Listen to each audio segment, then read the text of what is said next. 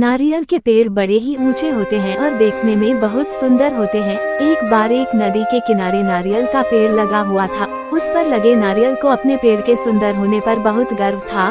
सबसे ऊंचाई पर बैठने का भी उसे बहुत मान था। इस कारण घमंड में चूर नारियल हमेशा ही नदी के पत्थर को तुच्छ पड़ा हुआ कहकर उसका अपमान करता रहता। एक बार एक शिल्पकार उस पत्थर को लेकर बैठ गया और उसे तराशने के लिए उस पर तरह तरह से प्रहार करने लगा।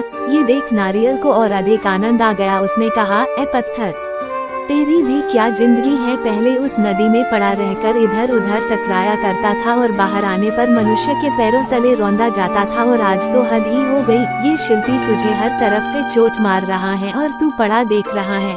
अरे, अपमान की भी सीमा होती है। कैसी तुच्छ जिंदगी जी रहा है। मुझे देख कितने शान से इस ऊंचे वृक्ष पर बैठता हूँ। पत्थर ने उसकी बातों पर ध्यान ही नहीं दिया। नारियल रोज इसी तरह पत्थर को अपमानित करता रहता। कुछ दिनों बाद उस शिल्पकार ने पत्थर को तराशकर शालिग्राम बनाए और पूर्ण आदर के साथ उनकी स्थापना मंदिर में की गई। पूजा के लिए नारियल को पत्थर के बने उन शालिग्राम के चरणों में चढ़ाया गया।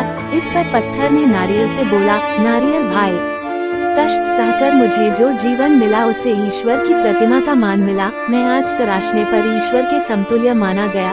जो सदैव अपने कर्म करते हैं वे आदर के पात्र बनते हैं, लेकिन जो अहंकार घमंड का भार लिए घूमते हैं वो नीचे आ गिरते हैं। ईश्वर के लिए समर्पण का महत्व है, घमंड का नहीं। पूरी बात नारियल ने सिर झुकाकर स्वीकार की, जिस पर नदी बोली, इसे ही कहते हैं घमंडी का सिर नीचा। घमंडी का सिर नीचा। इस कहानी से हमें यही शिक्षा मिलती है कि हम घमंड करके स्वयं अपनी छवि का अपमान करते हैं। घमंड मनुष्य जीवन के लिए एक शत्रु की तरह है जो हमेशा उसके लिए विनाश का मार्ग बनाता है। कहते हैं न, सफलता मिल जाती है, लेकिन जो इस सफलता पर घमंड नहीं करते वास्तव में वही सफल होते हैं।